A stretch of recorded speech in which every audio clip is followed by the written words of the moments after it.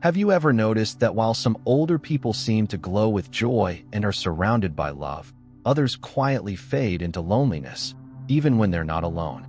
You might think it's just aging, the wrinkles, the slowing down, the changing world. But in my 10 years of working with seniors, I've seen something far deeper. It's not age that isolates people.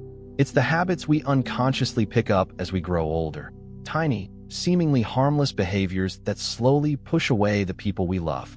Things like always pointing out what's wrong, refusing help out of pride, or thinking there's no reason to dress nicely anymore. And while they might feel like personal preferences, these patterns, left unchecked, can quietly erode connection, trust, and warmth in your most important relationships. Here's a question that might sting a little. Do you know that just one careless comment can make your grandkids hesitate to visit you? I've seen it happen, and I've seen the heartbreak that follows. That's why in this video, I want to walk you through 12 ugly habits that almost no one talks about, but nearly every senior develops without realizing it. Through the story of Sarah, a 71-year-old retired librarian, we'll explore how these habits sneak in, how they impacted her relationships, and how she turned it around, with just a few intentional shifts. And I need you to stick around, because habit number 7 will shock you. Most people miss it until it's too late, and it might be the very thing that's quietly cutting you off from those you care about most. When we reach that part, don't scroll past. Pause and ask yourself, have I done this lately? And if the answer is yes, comment below, not to feel guilty, but to commit to change. Because the truth is, most seniors don't lose connection because others stop loving them. They lose it because they stop knowing how to receive that love. But it doesn't have to be that way. If you're ready to grow older without growing colder, to age with purpose, compassion, and connection, then please give this video a thumbs up, subscribe, and turn on the notification bell, because this channel is building a powerful space for those who believe their best years aren't behind them. They're just beginning. Now take a deep breath, because we're about to uncover the first hidden habit, the one that disguises itself as honesty, but quietly poisons every conversation you have. Let's talk about what happens when negativity becomes your second language, and how you can take your voice and your relationships back, starting today. 1. Becoming too negative or critical. Do you know that just one careless comment can make your grandkids hesitate to visit you? It sounds harsh, doesn't it? But I've seen it more times than I can count. In my years of working with older adults, I've learned that some of the most damaging habits come dressed as honesty or just speaking my mind. What starts as a sigh about aching joints or frustration over the news slowly evolves into a daily habit of criticism, not just of the world, but of everyone around you. Sarah, a 71-year-old retired librarian, never thought of herself as negative. In fact, she'd always seen herself as straightforward and candid, someone who tells it like it is. But over time, something shifted. Her mornings began with mutters about how getting older was a curse. Conversations with her kids turned into subtle jabs. Back in my day, we had more discipline, she'd say, rolling her eyes. And her grandchildren? They'd hear comments like, these kids and their phones, they don't even know how to talk anymore. At first, Sarah didn't realize anything was wrong. To her, she was just expressing how she felt. But gradually, she noticed people were pulling away. Her phone calls became shorter, invitations fewer. Her grandkids stopped coming by so often, always too busy. She blamed their generation. But the truth? It wasn't them. It was the emotional weight her words carried. No one likes to leave a conversation feeling worse than when they started. From a psychological perspective, habitual negativity creates emotional distance. People, especially younger family members, may not say it out loud, but they internalize the discomfort. Criticism makes them feel like they'll never be good enough, never do things the right way. Over time, they stop trying, and you're left wondering where the connection went. So how do you change this? Start small. Begin your conversations with something positive, a genuine compliment, a memory that brings joy, a comment about the beautiful weather or how good your tea tastes today. These aren't meaningless details, they're bridges back to connection. And when you feel the need to vent, and we all do, give yourself a limit. 2 minutes, and then shift the energy. Gratitude and curiosity are powerful antidotes to chronic criticism. Try saying, tell me more about that, instead of, why would you do it that way? You'll be amazed at how people open up when they feel safe. not judged. Sarah started to change when she realized that the tone she brought into every conversation was shaping how others responded to her. When she focused on listening more, appreciating the small moments, and leading with kindness, something incredible happened. People stayed. Conversations lasted longer. Her grandkids shared more. That warm sense of connection returned, not because others changed, but because she did. Remember, negativity isn't just a bad habit. It's a subtle poison that seeps into your relationships. And the good news? You have the power to change it. Right now, one conversation at a time. Now that we've uncovered the first habit that pushes people away, let's move into something that might feel even more personal. What happens when you stop caring about how you show up in the mirror, and how that small shift slowly alters how the world sees you? Let's talk about appearance and why it still matters. 2. Ignoring personal hygiene and appearance. What causes someone who once lit up every room to slowly stop looking in the mirror altogether? That's the question I found myself asking one afternoon while speaking with a client in her early 70s. She used to be vibrant, the kind of woman who wore bright scarves, kept her nails polished, and never missed a hair appointment. But now, she rarely left her house. Her once colorful wardrobe was buried under stacks of baggy sweats, and her signature perfume gathered dust on the shelf. This isn't just about vanity. It's about identity. After years of working with seniors, I've noticed a pattern. When people begin to feel invisible, they start treating themselves as if they are. They say things like, "What's the point? I'm not trying to impress anyone anymore." But here's the hard truth. When you stop showing up for yourself, the world slowly stops showing up for you too. Sarah, the same woman you met earlier, once prided herself on her style. She had a closet full of pastel blouses, favorite lipsticks, and a small ritual of getting ready in the morning, even if she wasn't going anywhere. But after retirement, after the kids got busy, and after a few rough years health-wise, that routine slowly unraveled. One day turned into many where she stayed in her house clothes. Showers became less frequent. She told herself it didn't matter, but inside, something shifted. She no longer recognized the woman in her reflection. And others noticed too. People stopped complimenting her. Old friends drifted. Invitations dried up, not because she wasn't loved, but because the energy she once radiated was gone. From a psychological and physiological standpoint, maintaining hygiene and personal presentation is closely linked to self-esteem and cognitive health. In fact, small routines like grooming and dressing up stimulate brain function, elevate mood, and reinforce a sense of identity.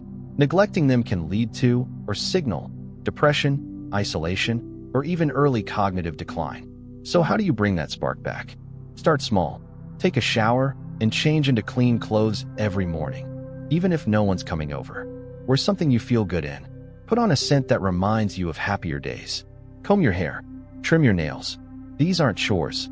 They're acts of self-respect. Tiny rituals that whisper to your brain, "I matter." Sarah began rebuilding her routine by wearing her favorite blouse, the one she used to wear to Sunday brunch. Just that one choice changed how she felt. She looked in the mirror and smiled.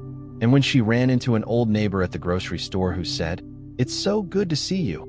You look great," something lit up inside her. It wasn't about the compliment. It was about being seen again. Remember this. When you show the world that you still value yourself, the world responds in kind. Your appearance tells people, "I'm still here. I still care. I'm still me." Now that we've rediscovered the power of showing up for yourself, let's look at what happens when we stop showing up for others. In the next part, we'll explore how clinging too tightly to our way of doing things can quietly shut the door on connection. Let's talk about resistance to change and how it isolates more than it protects. 3. Becoming stubborn and resistant to change. If you're still saying, "I don't need to learn that," you may be quietly cutting yourself off from the people who love you most. It's something I've witnessed repeatedly in my work with older adults, not out of arrogance, but out of fear and fatigue. For many seniors, like Sarah, routines become a place of comfort in a world that seems to change faster with each passing year. She always did things a certain way, phone calls over texts, handwritten lists instead of apps, and she saw no reason to change what had worked for decades. So when her children and grandchildren started sharing updates in group chats or sending birthday wishes via video, Sarah brushed it off. "If they want to talk to me, they'll call," she said, certain that her presence in their lives would remain unchanged. but the calls came less frequently. The distance grew silently. It wasn't that her family didn't care, it was that Sarah had unknowingly stepped out of the stream of daily life. One afternoon, her daughter mentioned something from the family chat, and Sarah, puzzled, said she hadn't heard anything about it. That's when it hit her, not that she'd been forgotten, but that she'd excluded herself by refusing to adapt. In my professional experience, this resistance isn't just stubbornness, it's often the result of feeling overwhelmed or afraid of failure. The truth is, the modern world can be intimidating, even to the most capable among us. But when older adults cling too tightly to their old ways, they often end up isolating themselves from the very people they long to stay close to. Change doesn't have to mean giving up who you are. It can be as simple as saying, "I'll try." You don't have to master every app or trend, but letting someone younger show you how to send a message, join a video call, or listen to a new podcast isn't about the tech, it's about the bond. When Sarah finally let her granddaughter teach her how to use a messaging app, she felt awkward at first. But within days, she was laughing at inside jokes, seeing photos in real time, and feeling like a part of her family's everyday rhythm again.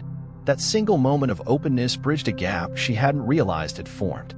The real message here is this: refusing to change may protect your pride, but it can cost you connection. And in the long run, it's those shared moments, the silly memes, the casual check-ins, the digital "I love you" that keep relationships alive. So ask yourself gently but honestly, is your resistance serving you or shutting you out? Because staying stuck in the past might be costing you the present. And now, as we continue uncovering the hidden habits that slowly disconnect us from life, we need to address a different kind of clutter, not digital this time, but physical. In the next section, we'll explore what happens when holding on to too much old clothes, papers, forgotten items starts to weigh down not just your home, but your heart. 4. Hoarding and refusing to let go of clutter. Are you living among memories, or are you buried beneath them?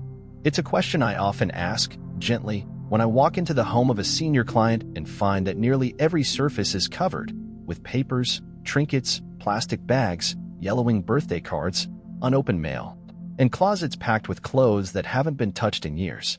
For many older adults, like Sarah, these items don't seem like clutter, they feel like pieces of a life well lived. A photo album from the 70s, a blouse from when the kids were still in school, newspapers from when the world still felt understandable. But over time, what begins as sentimental value quietly becomes emotional weight. Sarah's home used to feel cozy, warm, filled with stories. But lately, even she admitted it had begun to feel heavy. The kitchen table, once a place for coffee and conversation, was now covered in stacks of old magazines. Walking through the hallway required careful steps between boxes of just-in-case items. And when her daughter gently suggested, "Maybe it's time to let go of a few things," Sarah's chest tightened. "But what if I need them someday?" she replied. And underneath that resistance wasn't just practicality, it was fear. Fear of forgetting. Fear of erasing. But here's what I've learned after a decade of helping people navigate later life. Letting go of objects doesn't mean letting go of the memories. In fact, it often creates space for new ones. Clutter doesn't just fill your shelves, it fills your mind. It creates stress, blocks joy, and makes life harder than it needs to be.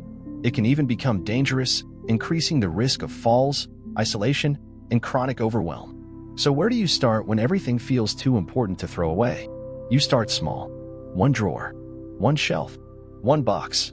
Ask yourself, have I used this in the last year?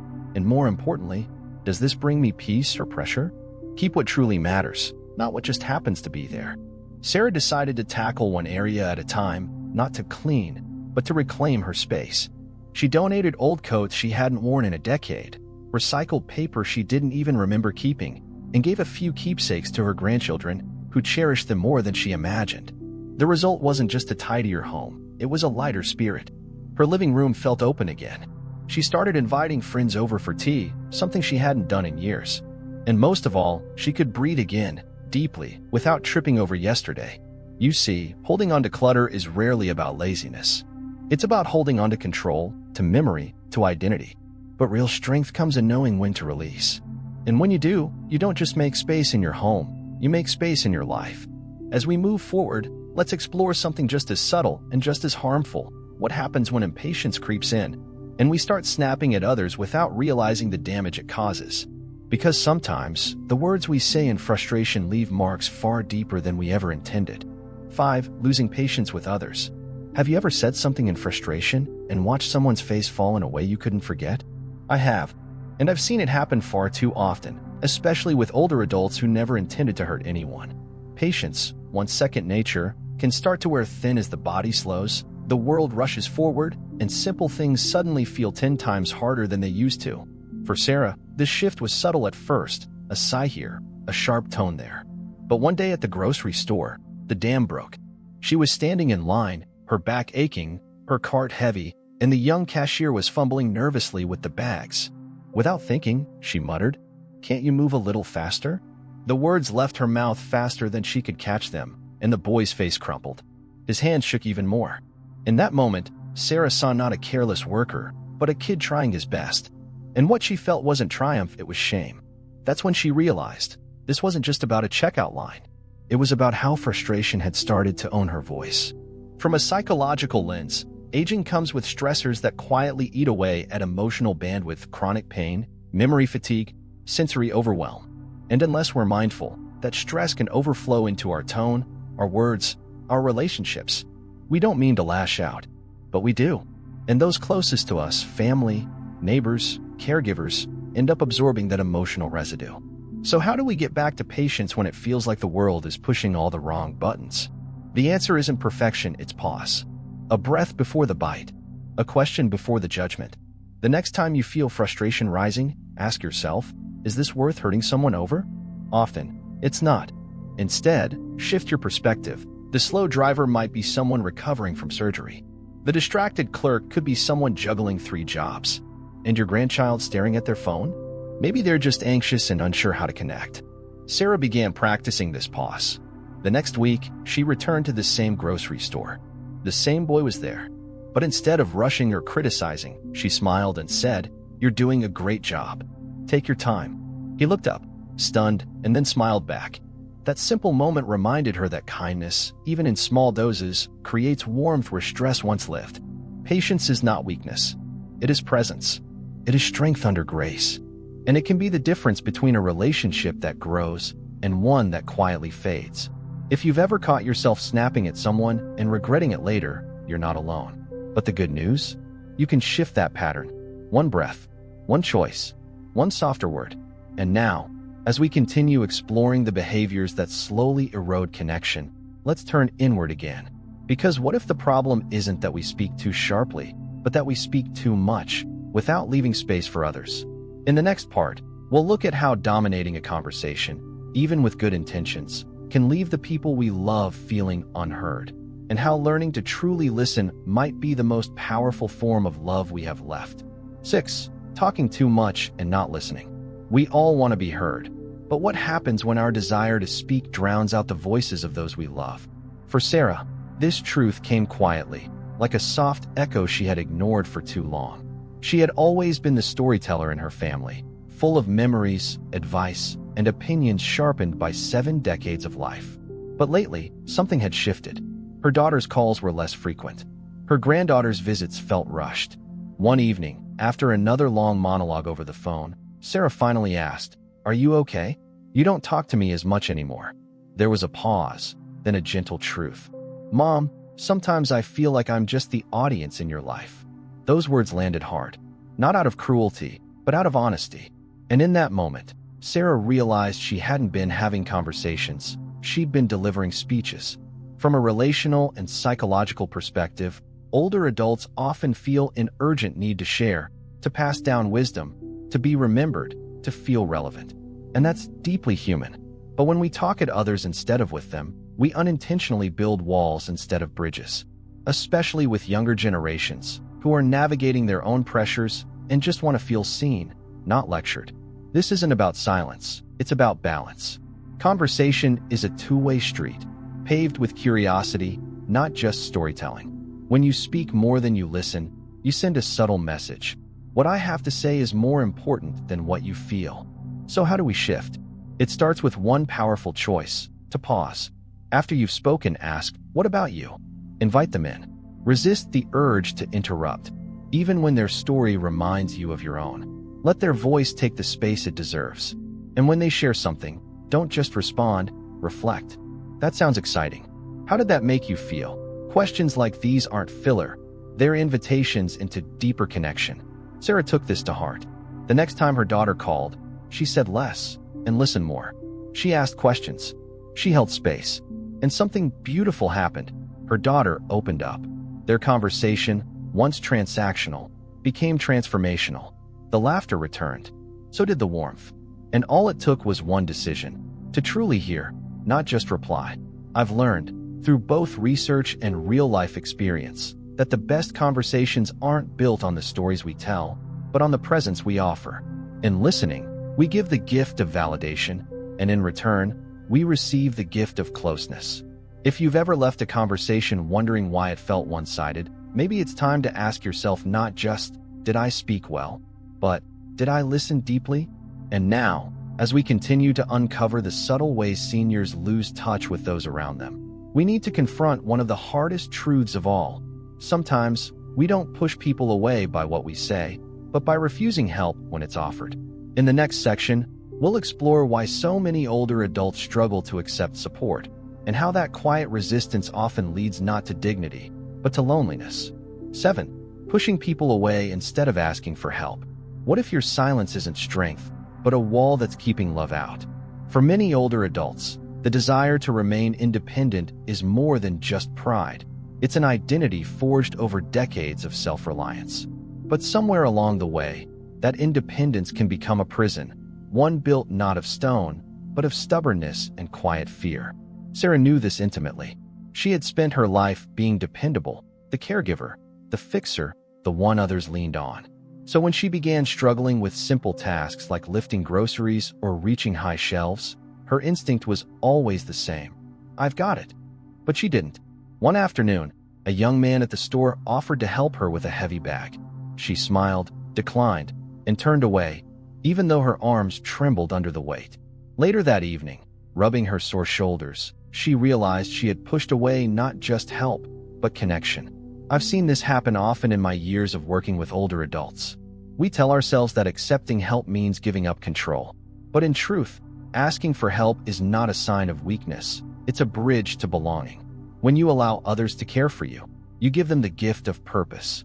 Imagine how you would feel if no one ever needed you again. That sense of being unnecessary, invisible. That's exactly what we unconsciously do to our loved ones when we say, "No thanks, I'm fine," even when we're clearly struggling. The most heartbreaking part? People stop offering, not because they don't care, but because they feel unwelcome. Psychologically, receiving help, when done with grace and gratitude, reinforces trust, strengthens emotional bonds, and enhances well-being on both sides. And yet, we resist. We confuse independence with isolation. Sarah began to see the difference when she chose vulnerability over pride. The next week, she saw the same young man again, and this time she said, "Actually, yes, I'd really appreciate a hand." The smile that followed wasn't just polite, it was connection. And for Sarah, it wasn't just about the bag. It was about being seen again, not as someone fading into the background, but as someone still deserving of care. Here's the truth. We're not meant to do everything alone, especially not as we age. Dignity isn't lost in asking for help. It's reclaimed when we allow others to show love in practical ways. Every time we say yes to help, we say yes to community, closeness, and shared humanity. So before you brush off the next offer of assistance with an automatic, "I'm okay," pause. Ask yourself if accepting support might actually be a powerful act of strength. Because sometimes, the simplest way to reconnect is to let someone hold the other end of the burden. And now, let's shift our focus from emotional weight to a different kind of burden. The belief that spending money on yourself is indulgent. In the next section, we'll explore what happens when lifelong frugality turns into self-denial, and how saying yes to joy might be the most liberating investment you ever make. 8. Being too frugal to enjoy life. What's the point of saving for someday if you're too afraid to live today? That's the question I often find myself asking in quiet conversations with older adults who have done everything right. They worked hard, saved diligently, lived responsibly.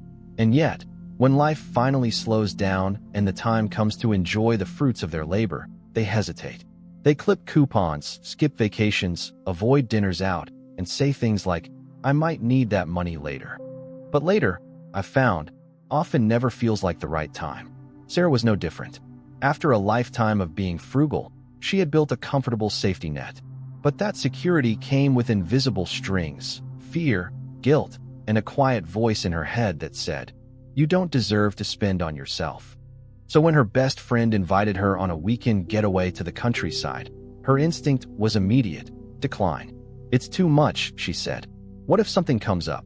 But that night, alone with her thoughts, she wondered, what if something doesn't?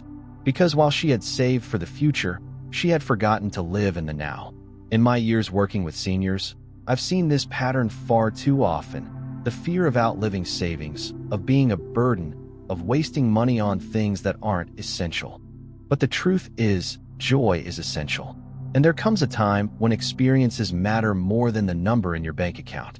Research even supports this. Studies show that spending on meaningful experiences, travel, hobbies, time with loved ones, leads to longer-lasting happiness than material things or deferred savings. But this isn't about being careless. It's about giving yourself permission. Permission to say, "I've earned this." Permission to choose life over fear. Sarah took that leap. She said yes to the trip. It wasn't extravagant, just 2 nights, some good food, fresh air, and laughter around a fire. But it changed everything. She felt lighter. She remembered what it felt like to enjoy, not just exist. And when she returned home, she didn't feel poor. She felt alive. Her smile returned. Her conversations became brighter. And perhaps most importantly, she stopped postponing life. Here's the shift I offer to every senior I work with. Stop saving for a day that may never come, and start living in the days you still have. Set aside a joy fund. Make small choices that feed your spirit. A painting class. A meal with friends. A bouquet of flowers just because. These aren't luxuries, they're lifelines. Because if you don't say yes to yourself now, who will? And now that we've addressed the quiet trap of oversaving, let's turn to something even more delicate: how our words about the good old days might be making the younger generation feel small, judged, or disconnected. In the next part, we'll explore how talking down to youth, even unintentionally, can drive a wedge between generations, and what to say instead to build a bridge that lasts. 9. Talking down to younger generations. Back in my day, it's a phrase that can build pride or build walls. And often, it does both. Many older adults use it with affection, to share a memory or compare how things used to be. But without realizing it, that same phrase can also carry a weight of judgment, a quiet suggestion that today's generation isn't quite good enough. Sarah had always loved her grandson, Noah. She looked forward to his visits, eager to hear about his world. But lately, those visits felt shorter, more distant. One afternoon, when Noah mentioned a new app he was excited about, Sarah sighed and said, "We didn't need all that nonsense in my day. We actually talked to each other." Noah fell silent. A few minutes later, he muttered something about needing to leave, and the door closed with more finality than usual. Sarah sat there wondering what went wrong. But deep down, she knew it wasn't what she said, but how it made him feel. As someone who's worked closely with seniors and their families for over a decade, I've learned this. Every generation wants to be understood, not compared. And while older adults often speak from a place of wisdom, younger people hear those words through a different filter, one that often turns pride into pressure. When you say, "Things were better before," they may hear, "You're doing it wrong." When you mock their technology, they may feel dismissed. And slowly, without either side meaning to, the connection phrase. But the solution isn't silence, it's curiosity. Instead of shutting down their world, step into it. Ask about that new app, even if you don't understand it. Listen to the music they like, even if it's not your style. Share your stories, but not as lectures. Tell them how you grew up, not to prove your way was better, but to show them who you are. And then ask them to do the same. Because the truth is, bridges between generations aren't built on opinions, they're built on listening. Sarah began to see this. The next time Noah visited, she didn't start with criticism. She asked him, "What do you like about that game you play?" And for the first time in a long while, Noah lit up. He explained it with passion, and Sarah listened, really listened. That small exchange opened something new, a conversation not rooted in the past or judgment, but in connection. It reminded them both that while their worlds were different, their bond could still be strong. If you want your children and grandchildren to keep coming back, not just physically, but emotionally, speak in ways that open doors, not close them. Your experience is valuable. Your stories matter. but so do theirs. And when we make space for both, something beautiful happens. Respect flows in both directions, and love fills the space where silence used to be. Now that we've addressed how our words can either lift up or tear down, let's turn inward once more, this time to the emotional weight we carry from our past. In the next part, we'll explore how holding on to grudges, regrets, and pain doesn't just dim our spirit, it silently robs us of peace in the present. 10. Holding on to grudges and regrets. Bitterness is like rust, slow, silent, and eventually consuming everything it touches, especially from within. For many older adults, past wounds don't heal simply because time has passed. Some of them settle into the heart like old furniture, dusty, heavy, and always in the way. Sarah knew this feeling. There were moments, years ago, that still played in her mind like scenes on repeat. A friend who betrayed her trust, a sibling who said something cruel, a decision she made and wished she could take back. She didn't talk about these things often, but they lived under her skin. And slowly, without realizing it, they began to color her present, making her more guarded, more tense, more distant from joy. In my years counseling seniors and studying healthy aging, I've come to see that holding on to resentment doesn't protect us, it isolates us. It traps us in stories where we are always the victim, always hurt, always stuck. And worst of all, it steals what time hasn't yet taken: peace, laughter, openness, and the ability to form new memories. Emotional burdens may not be visible like clutter or illness, but they weigh just as heavily. They show up in tight smiles, withdrawn conversations, and an inability to trust again, even when the person in front of you isn't the one who hurt you. So how do you begin to let go of years of pain that have quietly defined how you move through the world?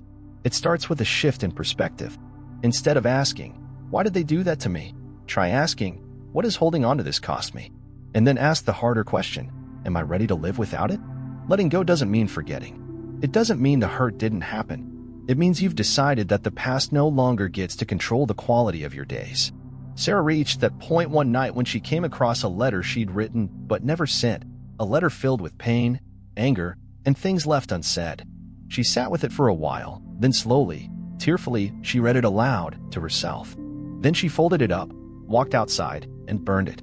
It wasn't magic, but it was a beginning. And the next morning, she felt different, lighter, like her breath went deeper and her smile came a little easier. Forgiveness is not for the other person, it's for you. It is the decision to no longer carry what they left behind. And regret? It can only teach you if you're willing to stop replaying the scene and start writing a new one. Now, as we take one more step forward in this journey, we come to a behavior that often hides in plain sight, ignoring what your body is trying to tell you. In the next part, we'll talk about how dismissing small health symptoms, just because it's normal at my age, could be the most dangerous assumption of all. 11. Ignoring health problems. Not everything that hurts is just part of getting older. Sometimes it's your body whispering before it starts to scream. One of the most dangerous habits I've seen among older adults is brushing off symptoms that don't feel urgent, because they're inconvenient, because they're familiar, or because they're simply too frightening to face. Sarah had done it too. She'd been feeling dizzy off and on for weeks, but kept telling herself it was just low energy or maybe dehydration. "I'll drink more water," she said, then carried on with her day. But the truth was, her body had been warning her, and when she finally lost her balance and fell in her kitchen, that warning became a crisis. A sprained wrist, bruised ribs, and a night in the emergency room later, she finally admitted what so many silently think. "I didn't want to know what it might be, so I pretended it wasn't there." In my experience working with older adults, this mindset is heartbreakingly common. It comes from a place of fear, fear of hearing bad news, fear of becoming a burden, fear that a diagnosis might change everything. But what's often overlooked is this: avoiding a problem doesn't make it smaller, it makes it harder to treat. Small symptoms, when ignored, become big issues. That slow heartbeat, that constant fatigue, that persistent cough, these aren't just old age. They're early warnings. And early warnings, if heard and respected, can save your life. Health isn't just about medicine, it's about mindset.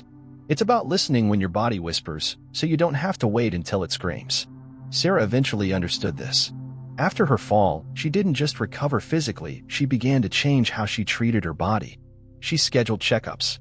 She drank more water, yes, but also took her medications as prescribed, attended balance classes, and stopped dismissing her fatigue as just aging. She realized that honoring her health wasn't a sign of weakness, it was an act of self-respect. And here's the truth I share with every senior I work with. Your body is still on your side. Even in your 60s, 70s, 80s, and beyond, it wants to work with you. It wants you to move, to heal, to thrive. But it needs your attention. Ignoring symptoms is like ignoring a friend who keeps knocking at your door, desperate to warn you of a fire. The earlier you open the door, the better your chances of putting it out. So if there's a signal you've been downplaying pain, dizziness, shortness of breath, unusual fatigue, don't silence it. A single appointment could be the fork in the road between independence and long-term complications. And the choice, more often than not, is still in your hands. And now, as we begin to close this journey, there's one final, quiet habit we must address, the one that too many people accept as harmless, when it may be the most tragic of all: forgetting how to find joy. In the last part, we'll talk about what happens when laughter disappears from our lives, and how, no matter your age, you can choose to invite it back. 12. Forgetting joy and laughter. When was the last time you truly laughed? Not politely, not for show, but from your belly, with tears in your eyes and warmth in your chest. For many older adults, the answer comes with a long pause. Somewhere along the way, joy became a distant memory, replaced by routine, by quiet resignation, or simply by the heaviness of life. Sarah had once been known for her laugh. It was loud, contagious, and often filled her house before anyone even knew what the joke was. But lately, even she couldn't remember the last time she'd heard herself laugh like that. Days blurred together. Meals were eaten in silence. The TV played in the background, but nothing made her feel alive. And yet, she didn't think of herself as depressed, she was just old. But here's the truth. Aging doesn't take your joy, forgetting how to seek it does. Over time, we begin to believe that play is for the young, that silliness has no place in a respectable older life. But neuroscience and lived experience tell a different story. Laughter reduces stress hormones, boosts immunity, improves blood flow, and even sharpens memory. Joy isn't a bonus in aging, it's a biological necessity. And the beautiful part? It's always within reach. It doesn't require money, perfect health, or ideal circumstances. It only asks that you remain open to it. A funny movie, a silly dance in your kitchen, a board game with the grandkids, a ridiculous story told for the 10th time and still just as funny. Sarah began to rediscover this truth the day she said yes to a movie night with her neighbor, Emily. She almost declined, as she usually did. "It's late," she said. "I'll just fall asleep." But something inside nudged her, maybe curiosity, maybe a whisper from her younger self. So she went. They watched an old comedy, nothing fancy. But when one scene hit just right, Sarah burst into laughter, the kind that takes over your whole body and leaves your cheeks sore. And in that moment, something cracked open. The dust shook off a piece of her she thought was gone. The next morning, she didn't play the news like usual. She turned on music. She danced while making breakfast. It wasn't for anyone. It was for her. And that day, she felt more alive than she had in months. Joy doesn't need permission. It needs presence. And laughter isn't a sign of immaturity, it's a reminder that your soul is still awake. No matter how many years have passed, the part of you that can giggle, play, and delight is still there, waiting. As we close this journey through 12 quiet habits that can steal connection, health, and happiness in our later years, I want to leave you with this. Growing older is inevitable, but growing colder is a choice. If even one part of Sarah's story felt familiar to you, don't ignore it. Choose differently. One thought, one word, one habit at a time. And most of all, choose to laugh. Because in the end, joy isn't a luxury. It's who you are when you remember. You've just taken a powerful step, not just in watching this video, but in choosing to reflect on the kind of person you're becoming as you grow older. That takes courage. Because the truth is, we don't always see how our habits, the little things, slowly reshape our relationships, our health, and our sense of joy. But now you do. If any part of Sarah's story reminded you of yourself, know this: awareness is already progress. Change doesn't happen in giant leaps. It begins with a pause, a moment where you choose to listen more than speak, to accept help instead of pushing it away, to laugh instead of just getting through the day. And when you do, something beautiful begins to shift, not just in how others treat you, but in how you feel about yourself. Growing older doesn't mean becoming smaller. It means becoming wiser, warmer, and more deeply connected if you're willing to do the inner work. Let go of the bitterness. Speak with kindness. Say yes to joy. These are not just words. They are the building blocks of a beautiful final chapter. A chapter that doesn't fade, but shines. So now I want to hear from you. Which of the 12 habits hit home the most? Have you experienced the shift that happens when you let go of just one of them? Share your thoughts and your story in the comments below, because someone out there might need to hear what you've learned. And if this video helped you reflect or brought something meaningful to your heart, please take a moment to like this video, subscribe to the channel, and hit the notification bell so you never miss content that speaks to your soul. Every share, every comment, every connection helps this message reach more people who might need it right now, maybe someone just like you. You're not alone in this journey. You never were. And the best part? You still have time to change, to heal, to love, to live fully. Start today.